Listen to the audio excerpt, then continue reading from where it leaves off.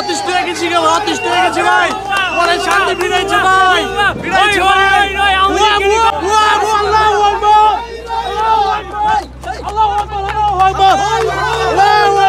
অনেকদিন পর আমরা মানুষের যে স্বাধীনতা এখন থেকে মানুষ মুখ খুলে কথা বলতে পারবে। এতদিন যে আমরা কোনোদিন কথা বলতে পারি নাই, ভয়ে আতঙ্কে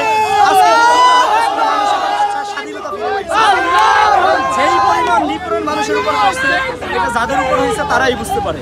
এইভাবে যে এত অত্যাচার করছে যেটা বলার বাহিরে, মানুষ নেই যে তাদেরকে কষ্ট দেওয়া হয় নাই।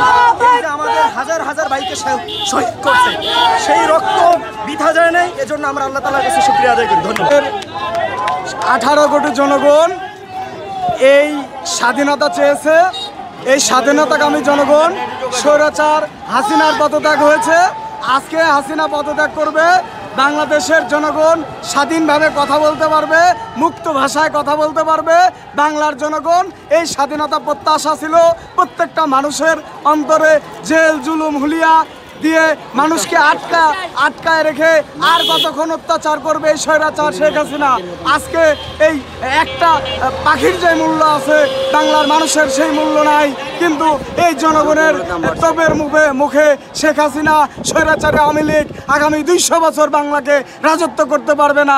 বাংলার জনগণ নৌকাকে আওয়ামী লীগকে প্রত্যাখ্যান করে জনগণের বিজয় হয়েছে। এখন স্বাধীন, আমরা মুক্তভাবে কিছু লিখতে পারবো, কিছু বলতে পারবো। আমরা যদি স্বাধীন ছিলাম না, আমরা ফেসবুকে লিখতে গেলে আমাদের হাত কাঁপতো, মুছে ফেলতে হতো। একটা স্বাধীন জাতি যদি কথাই বলতে না পারে, তাহলে আমরা কেমন স্বাধীন? আজকে আমরা স্বাধীন মনে করতেছি, আমরা আজকে থেকে স্বাধীন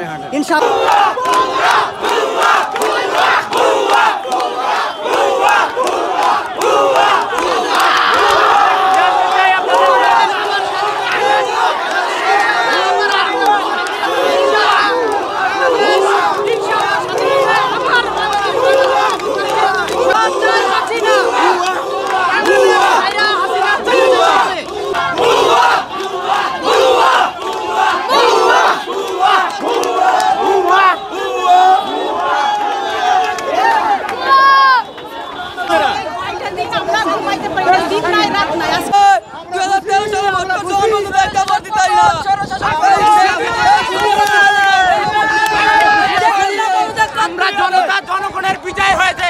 বাংলাদেশের মানুষ এতদিন ক্ষোভে ছিল, শুধু প্রকাশের বিষয় ছিল। বাংলাদেশের জনগণের সুনিশ্চিত শুনে বাংলাদেশের মানুষ অপুরান্ত খুশি। বাংলাদেশ আর স্বাধীন হয়েছে নতুন ভাবে, নতুন প্রজন্ম একটি স্বাধীন দেশ দিয়েছে আমাদের ইনশাআল্লাহ।